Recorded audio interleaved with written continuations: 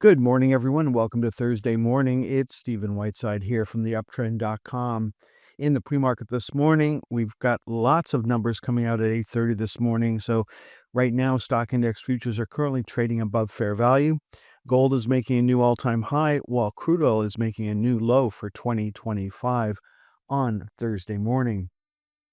Now, we did see a lot of volatility on Wednesday after the CPI numbers came out. We may see the same thing happen today with the PPI numbers and the jobless claims. For the VIX, we're looking for a close on Thursday above 1734 to tell us that something new is happening in the market and options traders are getting spooked. US dollar index is still treading water here, but the Japanese yen rolled over yesterday. It's back on a sell signal, while both the euro and the Canadian dollar traded slightly higher on Wednesday. Now, we did see a lot of movement in the bond market yesterday. Most bonds ETFs are back on sell signals today, which pushed up bond yields dramatically yesterday. That can help part of the market and it can help hurt a part of the market. And we'll see that in a minute or two. Looking at the major index ETFs, starting off with the iShares for the TSX 60. We traded in the channel yesterday, pullback for the Vanguard Canada ETF. What worked yesterday? Materials. Within materials, you've got gold stocks, and we also had the metals up yesterday. We had copper closing higher yesterday. We had the price of gold down slightly on the day, while platinum and silver closed higher on the day. So the metals certainly helping push mining stocks higher on Wednesday. Then, unfortunately, the energy sector had a complete reversal yesterday as crude oil came down. Remember, we get the energy inventories on Wednesday, and that certainly took the wind out of the sail for crude oil. And crude oil is trading lower this morning, heading down towards the $70 level. Then looking at natural gas edged slightly higher yesterday. Didn't take out the previous day's high, but got pretty close to doing so. Then looking at the U.S. market, we saw the Dow dip below the lower channel line yesterday, so certainly the possibility of a sell signal on Thursday. What didn't work, it was Caterpillar was the big loser, trading back down to the January lows. We had Home Depot, which ended Tuesday on a buy signal. You come in Wednesday morning, you see that it's gapping lower, you don't take that buy signal. So you'd remain still on a sell signal coming into yesterday's trading action. Then looking at Amazon's still on a sell signal, no change there. Those were the big losers on the Dow yesterday.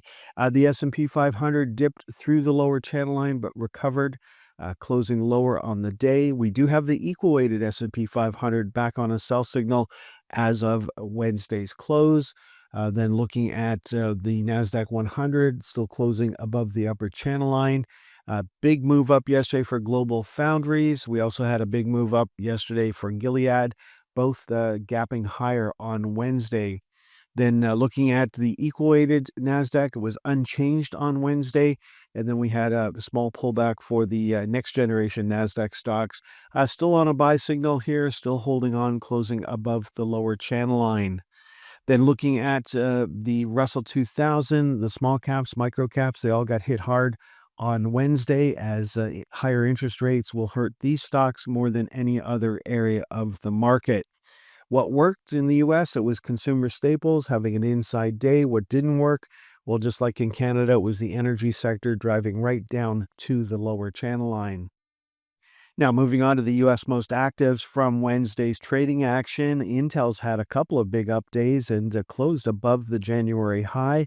So that could be something going forward. You can see that we didn't put in a higher low, but we are technically putting in a higher high right now.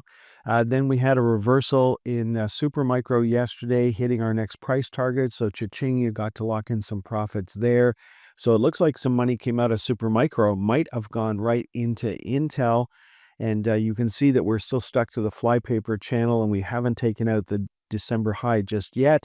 And we're just coming up to the 200-day moving average. So investors could be getting spooked coming up to that level. We had a pullback, a small pullback for NVIDIA on Wednesday, inside day for Tesla. Lyft rolled over yesterday. It is back on a sell signal, having a very wild day on Wednesday.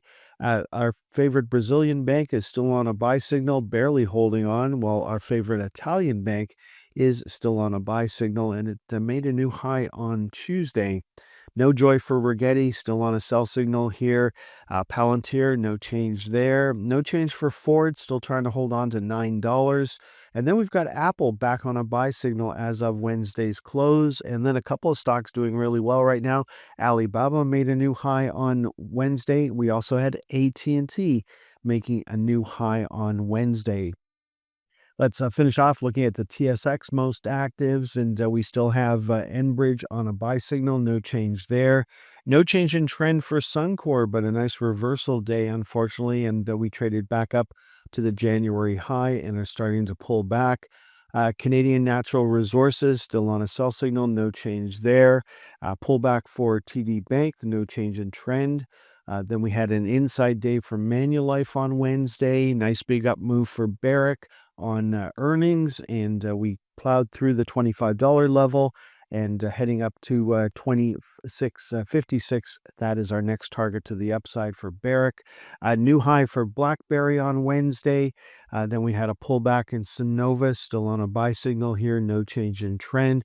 Baytech trading right back into the channel. A close below $3.47 would give us a sell signal on Thursday. Then we've got Air Canada still on a sell signal, hitting the lower channel line. So a close above $18.92 would give us a buy signal on Thursday. Great West, no change in trend there. And then Shopify, no change in trend. Inside day, close below $165.19 would kick us out of Shopify on Thursday. Then looking at Kinross. Kinross had an inside day yesterday, but closed up on the day. So still on a buy signal. No change in trend for Kinross on Thursday morning. Okay, folks, that is all for this morning's presentation. Again, we got PPI numbers and jobless claims coming out at 8:30 that could certainly help change the direction of the market and add to some pre-market volatility. Have a great day. Next time you'll hear my voice is on Friday morning. Thanks for tuning in until the very end of today's stock market timing educational video. If you found the content valuable, don't forget to express your support by hitting the like button, leave a comment, sharing with your friends, and subscribing to our channel for more insightful updates. Remember, in the world of stocks, timing is crucial, and following the trend can be your greatest ally. If you would like more information on how we can help you better time the stock market, please visit theyuptrend.com.